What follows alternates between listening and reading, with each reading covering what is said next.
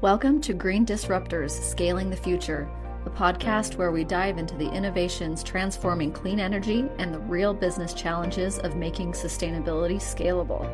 From breakthrough technologies to the tough decisions behind growth, we explore what it takes to build a greener future at scale.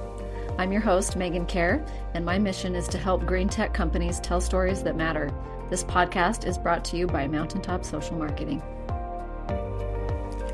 Today's episode is one of those conversations where I wish that I had hit record earlier. My guest is Sergej Marojevic, the founder and CEO of QCharge, an EV charging company that's not only solving major infrastructure problems, but also reimagining how charging can be safer, smarter, and more sustainable. We started as a chat about curiosity and personal growth, and it quickly turned into a deep dive into Sergej's journey from growing up in the former Yugoslavia to building an EV company here in the US.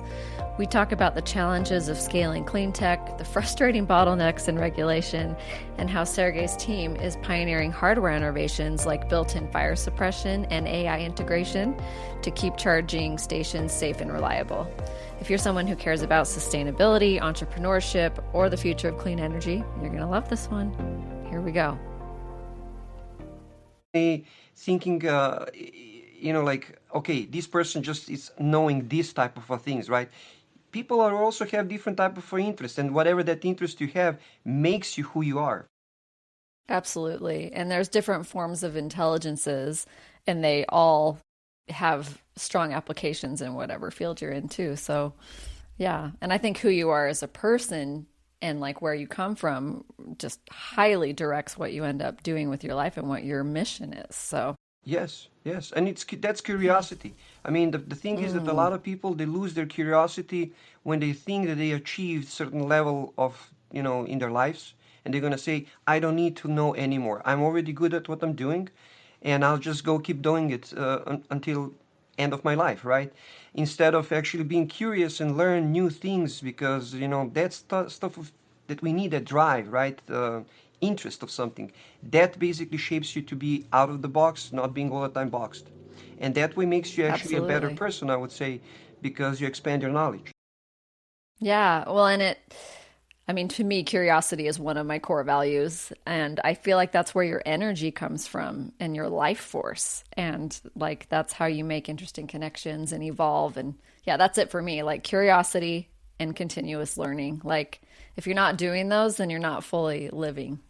That's what I think. Agree. For me, I would say on the second place would be my challenge. I need challenges in my life. Absolutely. Yeah. I agree. Well, we've been chatting for a while, and I was regretting not pushing record earlier because we were talking about languages, but I'd like to introduce you. This is Sergej Marojevic. He is the founder and CEO of QCharge.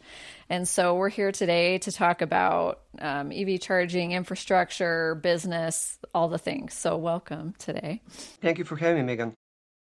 Yeah, and he's so kind to join me on a Saturday morning, so extra special. That's when you're entrepreneur and you're working on your business, the time doesn't stop. For you, it's always kind of ongoing and clockwork, right? So you probably know that as well, since you are also running your own stuff beside the podcast, totally. So you know how it is. Well, yeah. Well, and luckily the energy is there because it's my thing and I care about it. So I'm happy to do it on a Saturday, but. Exactly. Yeah. So tell us a little bit about your personal journey and how you ended up starting this company and, where you come from. Well, personal journey, it's very long. So I'm going to try to shorten it out as much as I can. My origins is I'm a Serbian. I was born in the former Yugoslavia, and unfortunately, of fall of Yugoslavia, that kind of led to my thoughts that I would like to expand my journey out of my country. At the time, I was basically kind of gambling with the 5 countries, and the United States was the first one to accept me. So I came over here as a mechanical engineer. However, my mechanical engineering diploma was not recognized over here, so I didn't want to go back to the educational system and everything. I just wanted to kind of, get out of there, get my, sleeves rolled up and working and build a career into the engineering. However, it was really rough path in the beginning. Nobody wanted to kind of give me the offer because of not having the diploma. So I decided, okay, let me transfer to something that is more easier to kind of find that path in the United States. So I turned to the construction. And also the second part was my lack of English at the time. We did mention, earlier in a podcast before we start recording that, um, how the languages are working. But very important for me was, for any career, wherever you go and wherever you find yourself in a life, the first step is to learn the language of that country if you want to have a success. So that was my first goal, right? Expand my Learn knowledge in English. English, learn the English, to be more sophisticated when I try to speak with high level and educated people.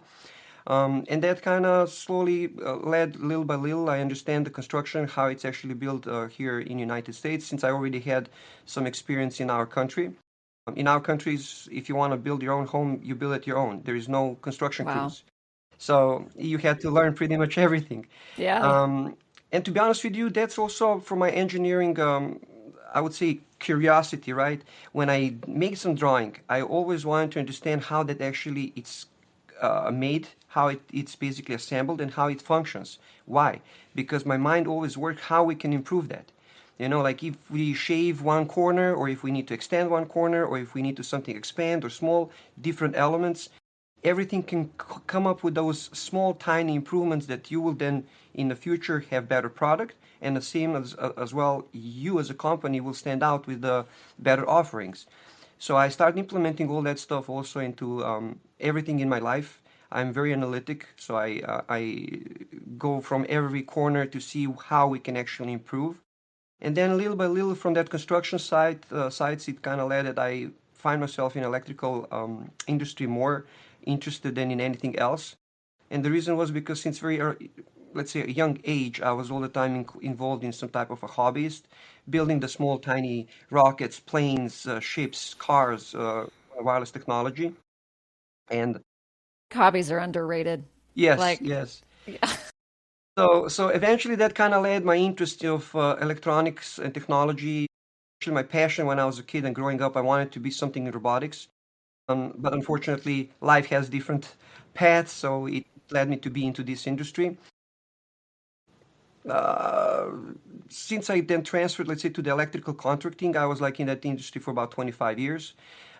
Out of those 25 years, in 10 years or almost a decade, into the green energy sector. Specifically, the past, let's say, 7 to 8 years, heavily focused into the EV industry and infrastructure. Since we do face a lot of issues here in the United States, well, it's not only here, globally. Well, Um, sure. Yeah. yeah, everybody wants to have something new. Technological advancements are happening on a daily basis. And the new generation of the people today and these new kids that are coming, they all want new tech stuff. So we have to go in a certain way with the technology, with the trend, with the demand.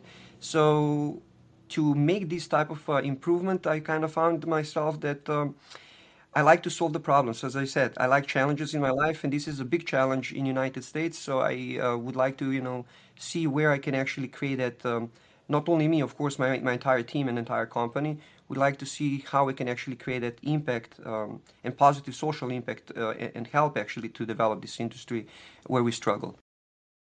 Okay, so for someone who's not familiar, what are some of the barriers and challenges that you come up against when you're trying to expand electrical availability, like charging? Well, there's a lot of actually factors, right? I would start maybe first thing would be with the proper education of the public, right? Yeah. Um, because they need to understand why is this beneficial, in which way. I mean, there is a lot of pushback, and it's a lot also the mind's gonna think, um, like to create a vehicle, electric car, or any of those resources of the batteries and stuff like that. Yes, we still go by the conventional and extraction of the resources and mining and production that is still in the use of a heavy pollutants. So it's not kind of considered as a completely green and sustainable. Right. Making it is still very Yes, heavy carbon footprint, even if correct, you have no emissions after. correct. But it is slowly shifting. But if you look at it this way, as an end product, you're delivering something that's not pollutant. Now, for example, if you compare that to conventional auto industry, yes, you're going to still have the same amount of those elements and heavy pollutants to In the create that vehicle. manufacturing. Exactly, but you're going to eventually have again a vehicle that will be polluting again. So at Yeah. least we have to Yeah. start somewhere, right? So that's what I'm saying. Education of the people needs to happen, right, in certain way to explain them, okay, why is this good? Eventually we will have electrical machines or maybe machines that they're going to use some type of alternative fuels that they will be green and sustainable. And then let's say mining can happen that way. Or shifting to the different type of, let's say, moving away from the coil or diesel let's say energy providers and stations and stuff like that, right? There is so many resources we can tap in today, and since we are also technologically advancing so fast, life is fast. I mean, like we discussed maybe like what 2 weeks ago, when I said, I mean, if I'm not actually up to everything that is going on and I lose 1 week, I have to play Yeah. catch-up game. So Yeah. it is really, really speed track of everything we do these days and develop. So that's problem one, is just keeping up with the education and informing the public why it's important. Yes. Second problem that I find out specifically in the United States is because we don't have one law, let's say, put it that way. Even let's say if it comes to the construction sites or let's say being electrical contractor, we have the same electricity in every state. However, we are obligated to have different licenses for each state. And then also a lot of times creates the problem. And why is the problem? Well, we are getting less and less trade people in industries, right? Because people want to be more in the offices, want to work more home. So just because of that, So it's just also been finding workers to build. Yeah. exactly workforce to find today. It's so difficult, and not only to find workforce, actually to find a quality workforce. So people are not anymore that I would say meticulous as they used to be because they want to do it very fast. There's a demand on the fast. So when you do something very fast, it can actually create mistakes. Totally. The third problem, I would say, it's we have so much of a red tape. We have so many laws. We have so many mandates, and that's why I said because we don't have one law in a country. I mean, we do have, let's say, national electrical code, which everybody have to go by it and abide by it, even the cities and the inspectors and utility companies. Ever beside that national code, every utility company or a building or the city that they have different type of regulations, you have to kind of fall through. And then also the streamlining of the permitting, it's so long.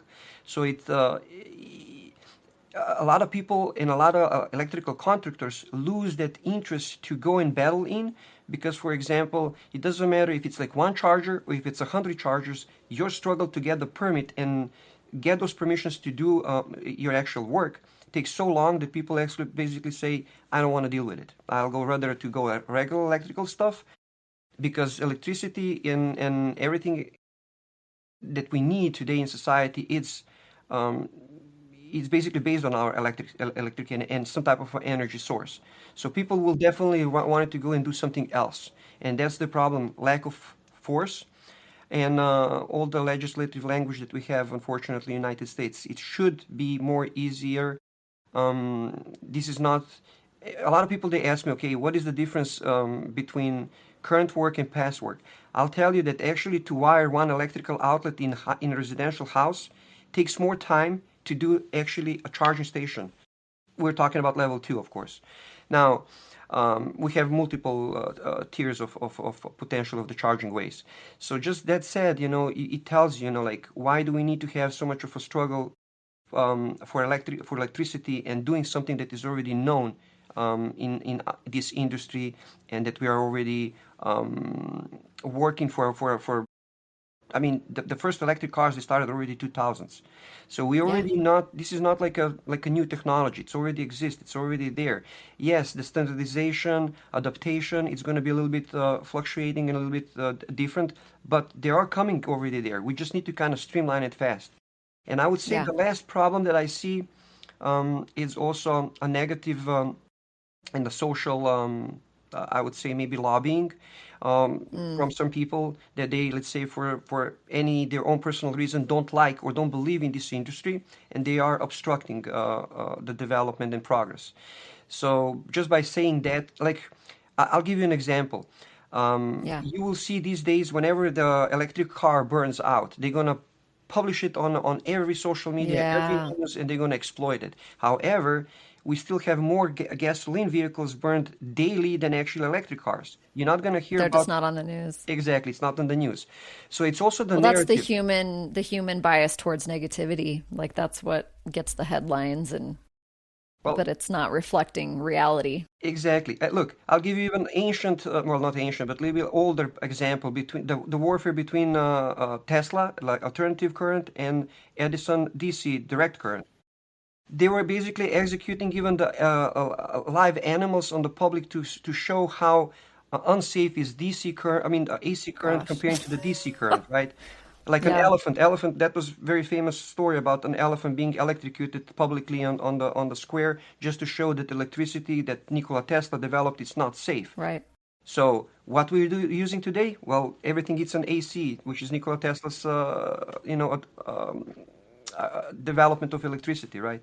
So that's what I'm saying. Every technological advancement that we had in the past You're was going to have always pushback. exactly, always, everything. Yeah. I mean, even if people used to be for this being uh, thinking out of the box or seeing something differently, they were burned on the stakes, Yeah. right? So we're Yeah. not anymore burning people, but now we have different different ways to obstruct the progress.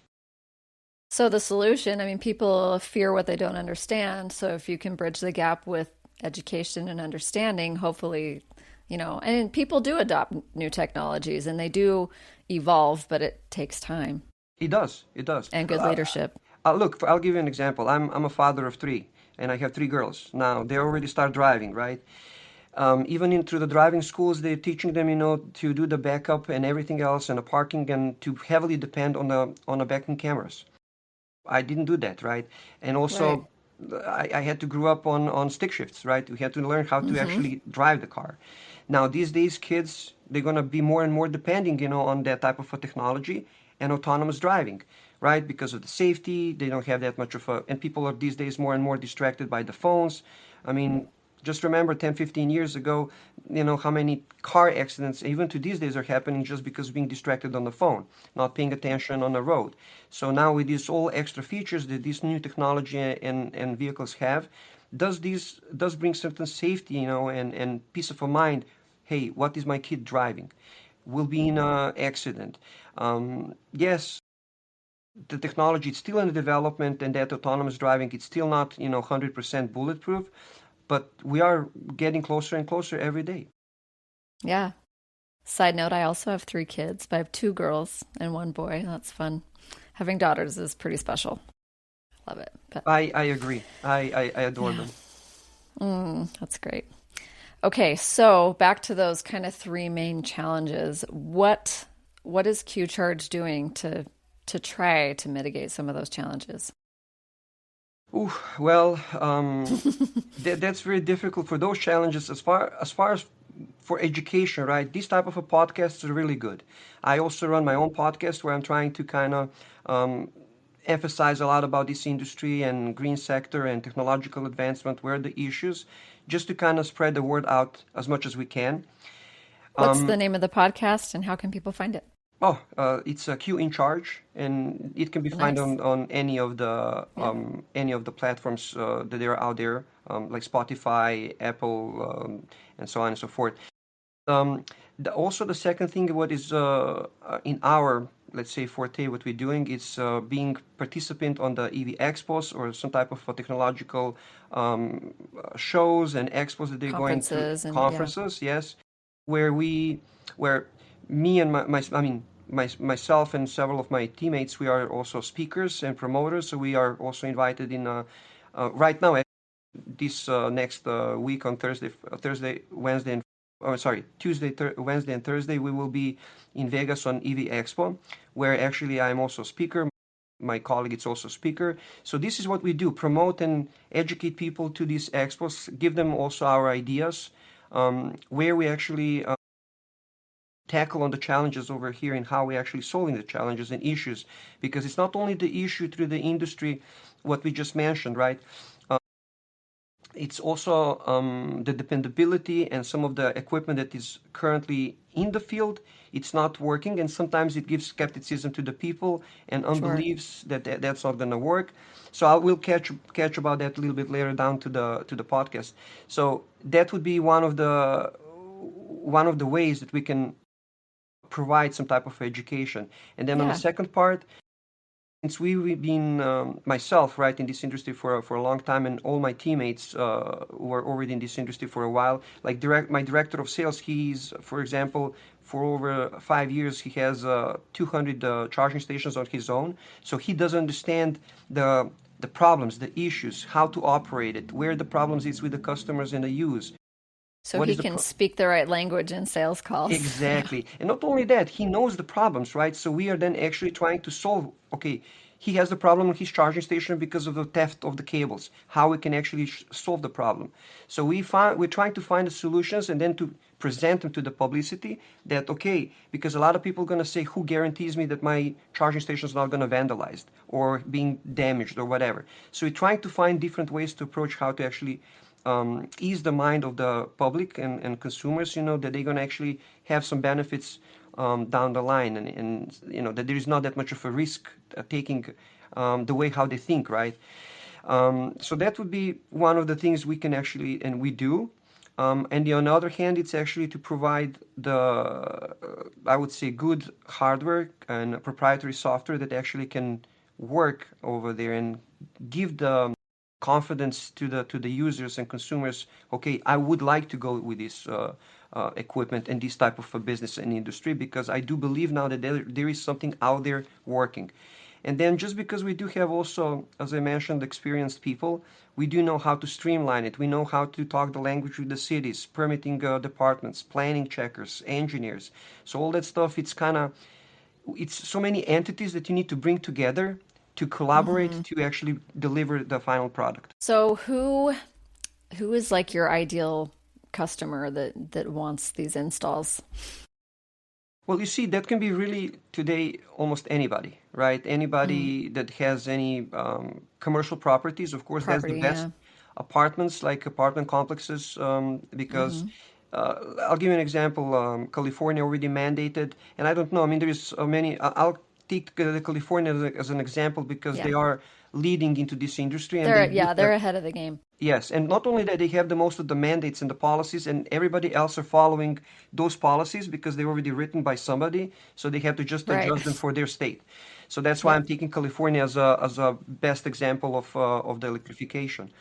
Um, we're gonna need to pause on this one because now I forgot what I wanted to say. Um, California's leading the way. And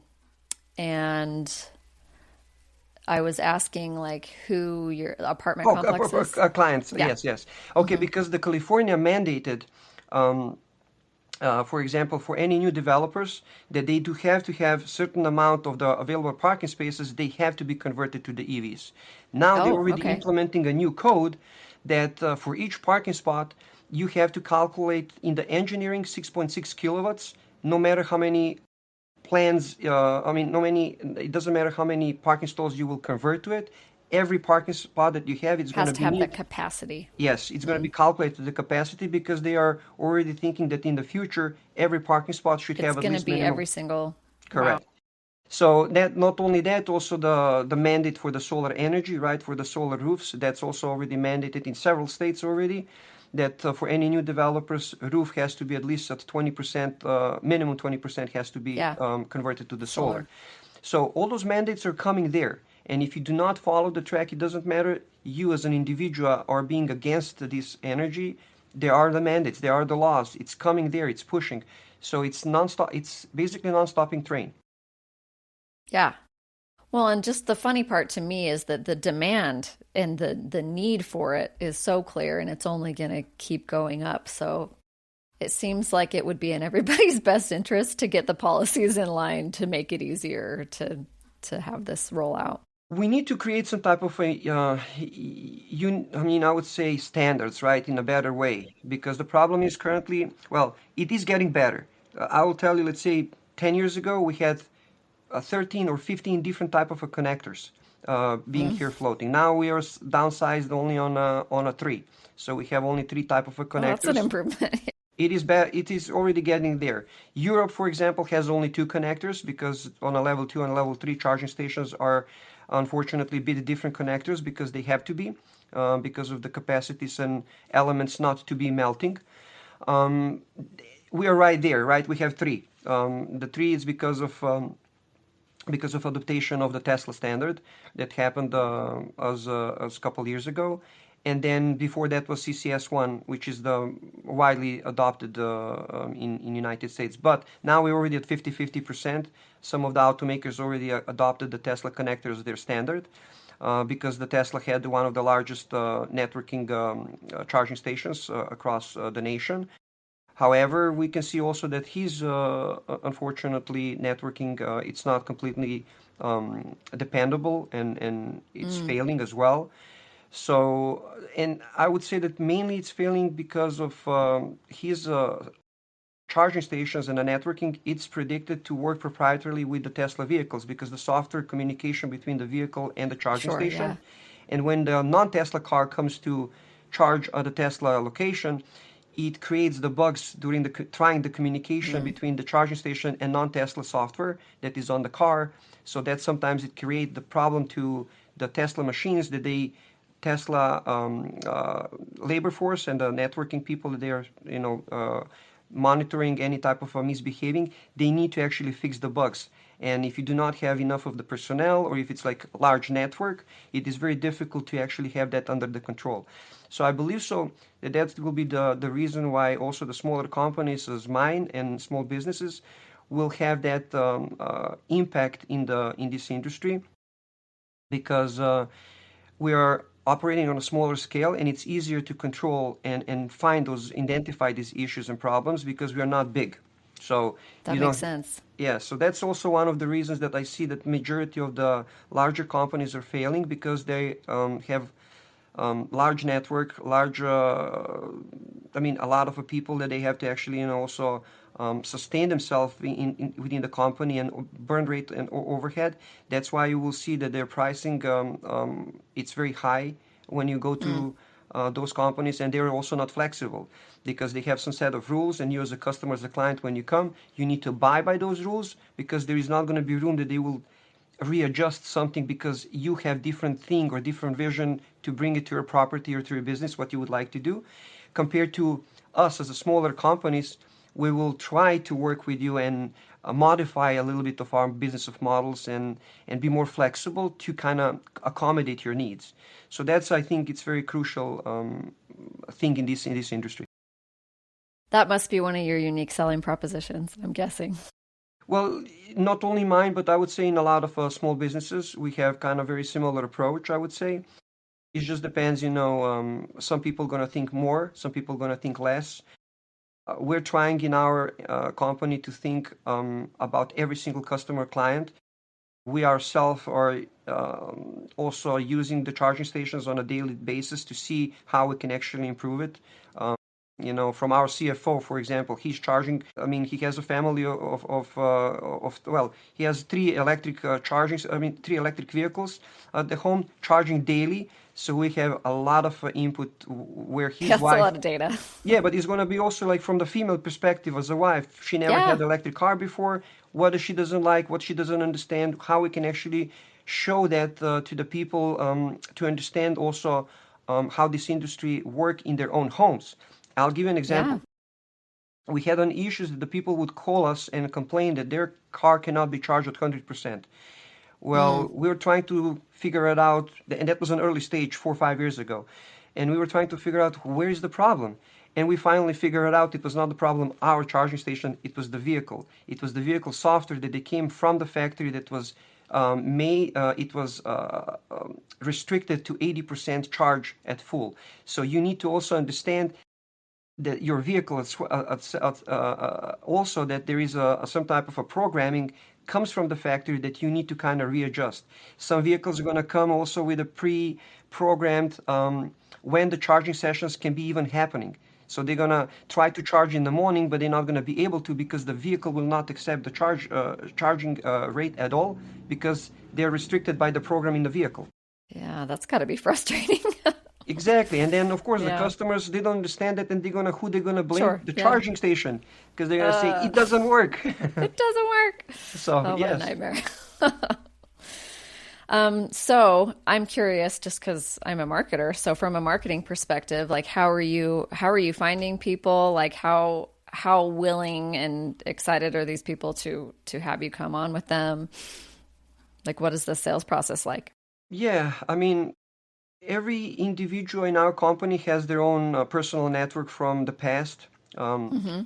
because, for example, my partner, right, he's already 50 years in auto industry. He's the owner Yeah, of that's a lot of seven, eight, connections. yes, OM auto dealerships in on the East Coast.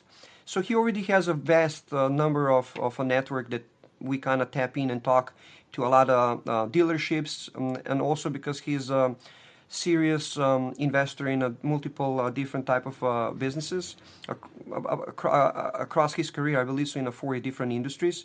So just that kind of gives us as well as a company a big network of the people in a different type of industries, from the real estate developers to membership that he also personally has through the YIPO, where we can talk to serial entrepreneurs and owners of the properties, lands, and Hmm. developers.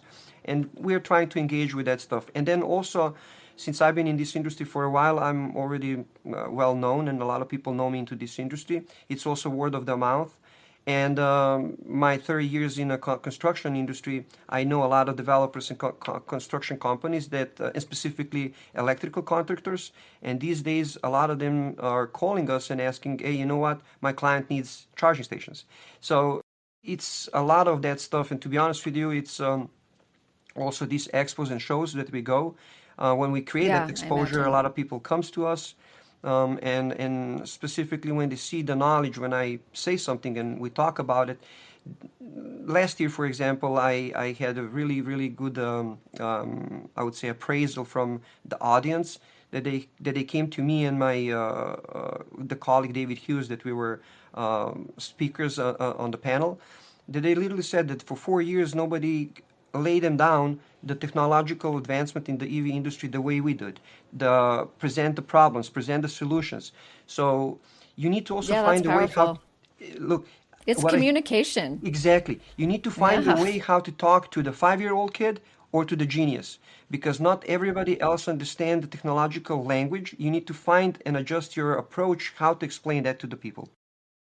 And how it benefits them and how Correct. it solves a problem that they currently have. So, Correct. well, that's cool. It does sound like your personal branding has been pretty important for that as well. So, It is. I take big pride in what we do, and I really, I'm I mean, I'm not that old, but I'm old-fashioned. I believe so that reputation, it's everything you have.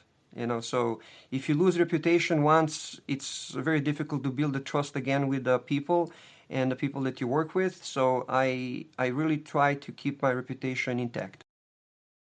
oh, I think that just boils down to like even if you're doing business at a broad scale with thousands of companies and customers, it really does boil down to the one-on-one connection you feel between another human who you feel like gets you, you Correct. know. Correct. The problem Hmm. these days that we are so depending on technology and Mm. meeting on a distances over the cameras, Zoom calls and stuff like that. So there's a lack of that personal touch, I would say, like when you are in person, shake hand Yeah, that's and true. talk like Hmm. we used to. But you have to understand. I mean, let's say if you go in any other country, if you go to China or if you go to Europe or if you go to Latin America, people still they like to conduct the business in person. They would like to sit down and Hmm. talk and get know you also on a personal level, because it's not only about the business, who they're going to be making the business. It's also about your personality, your character, who you are. Totally. So it's very Yeah. important. Sometimes it's so easy to hide behind the emails and on distances, and it's you don't know with who you're dealing with, because there is a lot unfortunate also scams that are happening worldwide on the distances. So you have to be very careful. we've been already trying to they tried to scam us on 3 occasions with the fake investments and stuff like that. So it's very, very scary, right, with who you're going to be dealing and making the business with. And it's well, and from a marketing perspective too, that's challenging as well, like breaking through the noise to get your true message across. Like it makes sense that you're having success at these conferences because people are seeing you and talking to you and shaking your hand. But anyway, well, I feel like we could talk for a long time, but is there anything else that you wanted to cover today that we haven't gone over yet with well, I mean, I can maybe mission, just say, like, for example, our own personal, let's say, accomplishments, in which way we differentiate ourselves, or Yes. in the market. So just in general, let's say we in a Q Charge, what we accomplished with our experts, and like I said, we have a lot of people being in this industry for a while, and we kind of identify the problems from the hardware side, software side, commissioning problems, customer relations, and different type of models and operations, and in which way actually to solve these issues. And also one of the most important thing was how to create something that is affordable, a product to the people, because the problem is these days everything is so expensive because it goes through too many hands and too many regulations that you have to kind of achieve certifications. So eventually your product as a final product becomes very expensive. But let me explain first of all, so what we try to achieve as a hardware side. So hardware is a hardware, right? If you just go and buy a charging station and put it in any, let's say your home as a residential, or let's say even in a public sector, as long as it's basically just as we call it dumb charge, plug and play, you won't have much of a problems and issues because it's just an equipment, and the charging stations, what it is basically just sophisticated outlet. Yeah. When it comes to the problem, it's utilization of the softwares, and when you try to monetize and create the profit on your machines. Those softwares are basically, it's a brain of operation. So now if you have a charger that has their own firmware and you now do a software that is not compatible, or it's not completely designed in a proper way that can communicate with your firmware and your hardware, down the line it will start collect too many bugs and too many error messages on the software that it basically sometimes even the machines are going to go in such an error state that the only thing you can do is to replace them. So I did not want to go in that direction with our product, so I wanted to find how we can actually solve that. And we solved the problem with the firmware, which is the first step, that everything gets hard-coded on the machines, and then it's communicating with our software that is that's called OCPP. So we have that actually everything certified in a proper way in communication of the protocols. So we wanted to ensure that our charging stations are all the time online. Even, for example, let's say because it's a heavy dependency on of the software and OCPP to be on a reliable network. If the network goes down, your charging machines are not operable or not being able to monetize it. Now, with certain tweaks on hard coding firmware and local authorizations, we achieve that actually can be done in a different ways, not being only depending on your software itself. And then also what is very, very important is that you can have that support 24/7 and that you have those early flags, I would say, of the issues that they happen on the charging stations, that you can go out there and fix them. So that's the reason why we said that it's very important to have a nationwide, I would say, personnel that you can tap in, which that's the problem when we mentioned earlier to finding a labor force these days. It's a little bit challenging, but it is still there.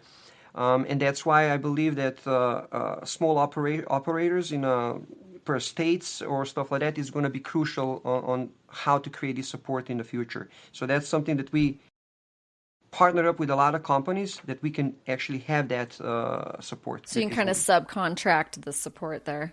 Correct. But it's also not only subcontract them, you have to also educate them. Now, the commissioning part, when it comes to as an issue, it's also a lot of companies that I worked in the past and used their softwares. I figured out that also commissioning is not very easy and streamlined. Sometimes it becomes a lot of problem, and you have to do it with online sessions in real time. and align a lot of companies. So I didn't want to go with that stuff, specifically when the problem with the software becomes I did not want to depend on a third company that I have to wait for their availability, schedule the time, especially if they're overseas, then it's a time zone differences and all that Yeah. kind of stuff.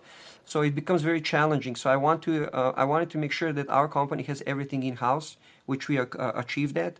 And also, there are issues when it comes to, which I mentioned, the fire, right? We're the only company that our charging station have fire suppression systems built in, which none of Very the cool. company ever thought about it, and I don't know why. Because, for example, for the battery storage systems and some of the, let's say, generators, those type of equipment, it's already mandated, right? So why would be anything different, for example, for the charging stations? The charging station can caught on electrical fire or being transferred from electric vehicle to the charging station, and you're going to lose the Yeah. device, or you can lose the property. God forbid you lose the life. So for Yeah. all that stuff, 4 years ago, I was thinking how to actually implement fire suppression system into the charging stations as a standard. So we have already that, and it's already patent pending here in the United States.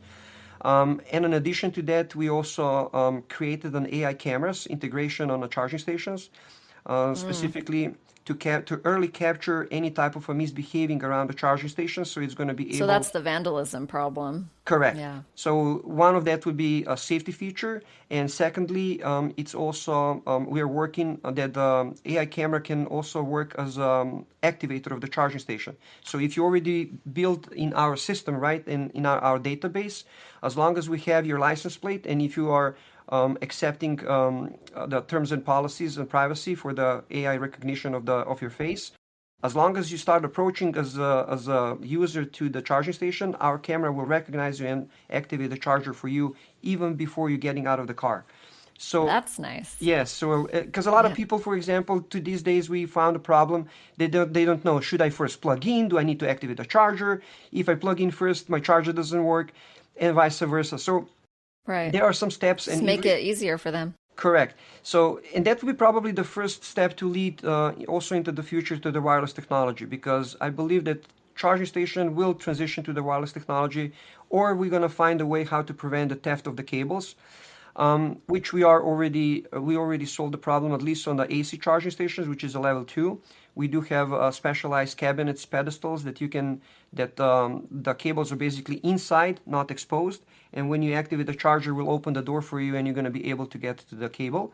We are doing something right now, a development similar to the DCs that is going to be universal fit.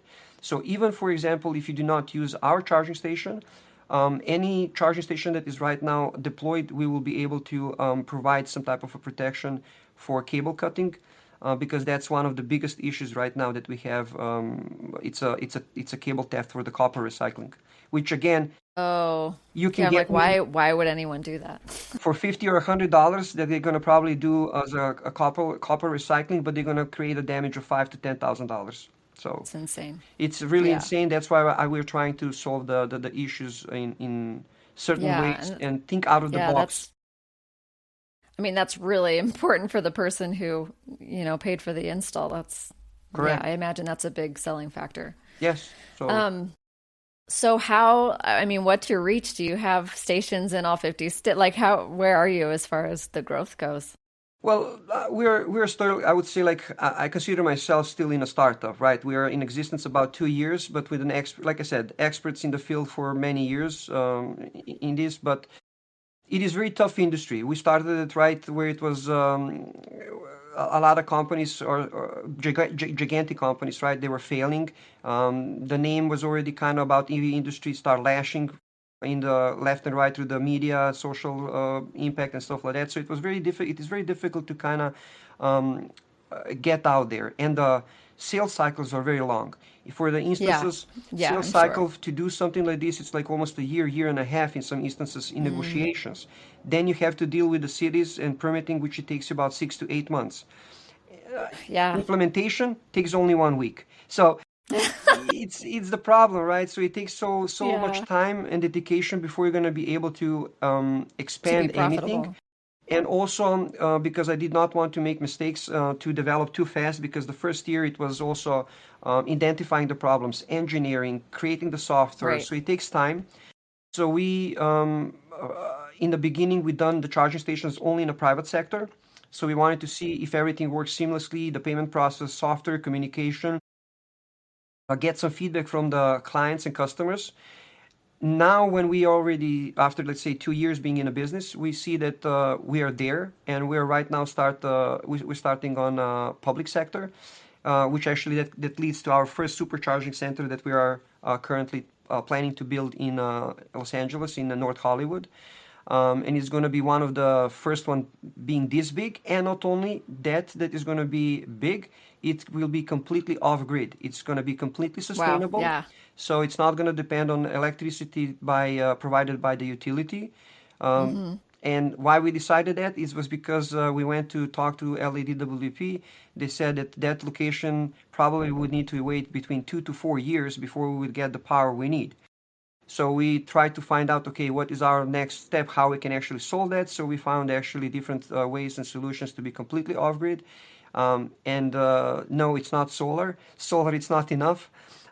So we have completely different. It's actually green generators in combination of the battery systems that we're doing. And even the city of LA has a problem to understand the whole engineering, because they said that it's very unique system. Nobody had ever approached in a city even to submit some type of system like that we're doing. So I would say we are one of the pioneers and breaking ground with this type of a system right now. And also we are already in a phase, let's say, to deploy several locations in California and Texas, because right now we have the most of the client engagements through the Texas, where it's actually our headquarters, and of Yeah. course our secondary offices are in California, where it's the highest adaptation of the electrification and the EVs. But we are also focusing in a tri-state, in East Coast, Okay. Yeah. Florida as well, and Illinois, because they do have really good incentives. This is also very important, right? Because this industry, it's heavily dependent also on incentives and the programs, rebates. Unfortunately, Trump administration currently they did pause a bit of a stop on certain Yeah. incentives, like a Navy funding and certain other programs that we had. Um, but it did not stop it completely, because we still have the local support, right, from the utility companies and cities. They do have their own, and in each state they have still their own programs and incentives, including for the purchase of the electric vehicles, and also implementing the electrification and infrastructure to the properties. But it is also very tough and difficult to get all that stuff as well, because the equipment you use and the labor you use, it has to be in a certain way, certain certifications, certain labor force that has to be used. So it's all that kind of type of things. It's kind of connected, but in a certain way, you have to find a company that really holistically understands everything, because it's Hold so on. much. I'm going to pause you for Yeah, just a I could second. hear My it. son is yelling at me through. No problem. Buddy, I have a big sign on my door that says recording, but he's 4. He can't read. No, I don't. You know what? I I know apologize. exactly how it is. I have okay, my kids are, I don't know how old are your kids, but I have 19, 17, and 14. Mm. So, but I know how it was 5 years ago. Yeah, I was going to say 11, 8, and 4. So I'll catch up to you soon. But yeah, they always sleep in on Saturdays. Like, this is the one day that they got up early. I'm like, really, guys? Anyway. I say, look, whenever Monday to Friday, my kids gonna wanted to sleep long, but when it comes to weekend, Saturday, Sunday, they get early. It's like, why? Let me sleep. They do the opposite of what you want them to do. That's why. Exactly. It's a childhood. It's a childhood. Yes, that's true. Okay, so I'm sorry I cut you No, off. it's okay. And I was a little distracted, so I wasn't listening the best. How do we No, pick up? it's all okay. It's okay. I think we covered that pretty much as far for this some of the technological advancement, I would say. Yeah. But it's also when it comes, I would say, what makes companies be different, right? it's your own personal approach to the customers and their needs. Today, clients or people, just in general, the new generation, they like to be guided. You need to give them that guidance, okay? To Yes, give them everything absolutely.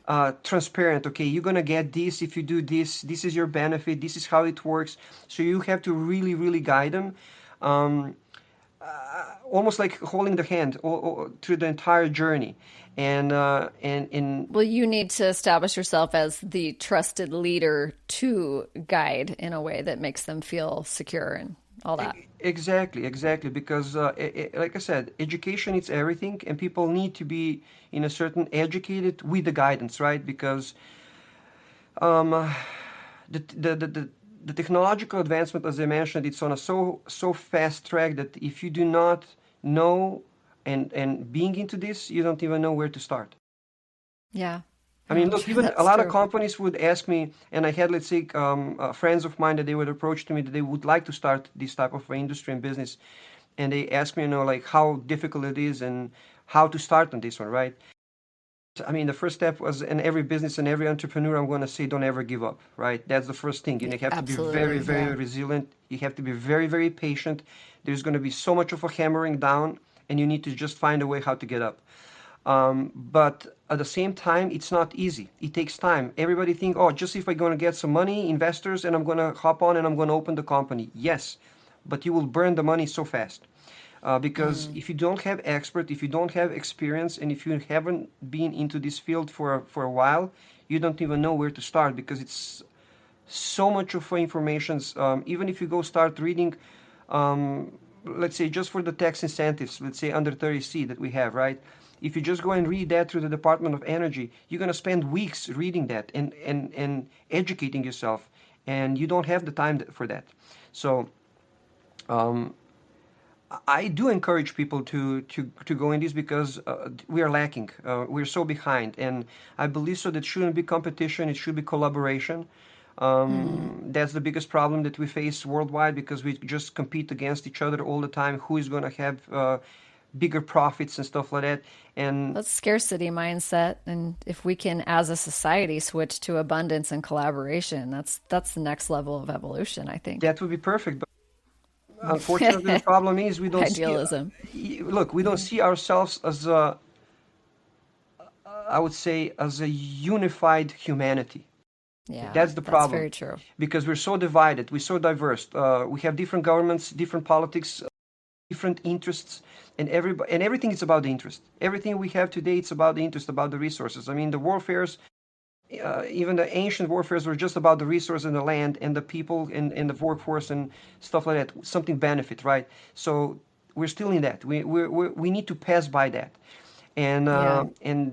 and specifically in this industry that I'm in, I don't see that competition should even exist. The reason it is because we have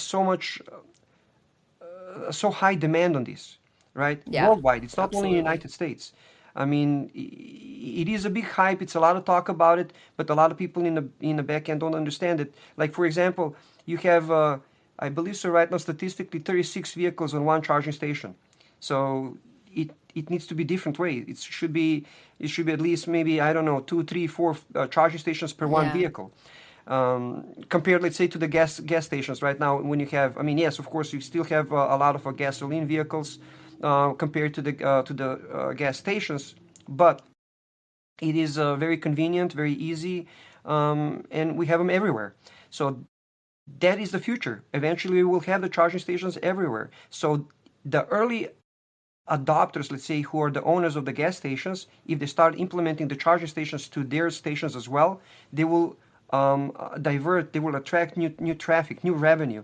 I even talked to the people, for example, that they are already 30 years into the industry of owning gas stations, and when they compared how much one gas station makes profit per year compared to the charging station profit per year, it's almost triple.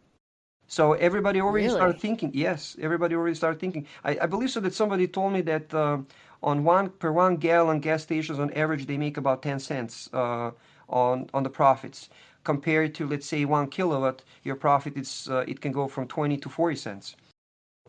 All depends of the area where you're at and location, so you can have higher profits, right? And actually help to the planet, help to the humanity, help everything what we do, right? Breathe better airs in the cities because the cities has the biggest pollution. The quality of the air it's not great, right? And that's the one of the reasons why we're trying to reduce the pollution and help to benefit our health, right? For humanity, not only the planet, it's also what we breathe, what surrounds us. Yeah, absolutely. Well, I can tell you're just very passionate about this and very informed. So thank you for helping educate me a little bit today and for spreading this message. And congratulations on your success thus far. I'm excited to see where you go in the years ahead. Well, thank you for having me and giving me the opportunity to explain a little bit of my company and about this industry just in general. To be honest with you, I'm more interested to talk about this technology and industry just in overall, not Yeah, yeah, about not me and the necessarily company. just in a promotional way. Exactly, Yeah, exactly. Because like I said, I believe this, will fall. it's mission driven. It's Yes, the yes. the broader purpose, Mission and and vision. you're just a small piece of this, but it's exciting that you are contributing so much. Thank you, and it's all pleasure of mine. I seriously would like to. I'm a big humanitarian. If I could give everything to humanity, I would and develop something.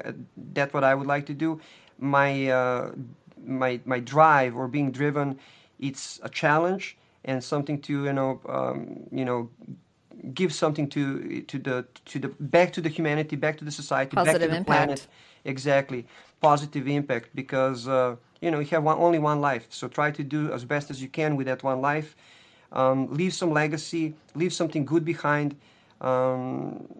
Small things and small individuals eventually they can become great, right? Not everybody are born with the greatness and achievements, but your path, your passion, your mind can drive you to something to achieve something great.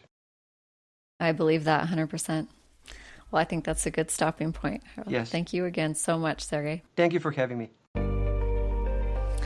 I could have talked with Sergey for hours. His drive, his mission, and his willingness to innovate in an industry that desperately needs new solutions is truly inspiring. If you want to learn more about Q Charge or follow Sergey's work, check out their podcast, Q in Charge, on Spotify, Apple, or wherever you listen. And if you're someone who cares about the future of transportation or the planet, don't sleep on this space. Things are changing fast, and voices like Sergey are leading the way. Thanks for listening, and as always, if you enjoyed the episode, share it with a friend, subscribe, and leave a review. I'll see you next time.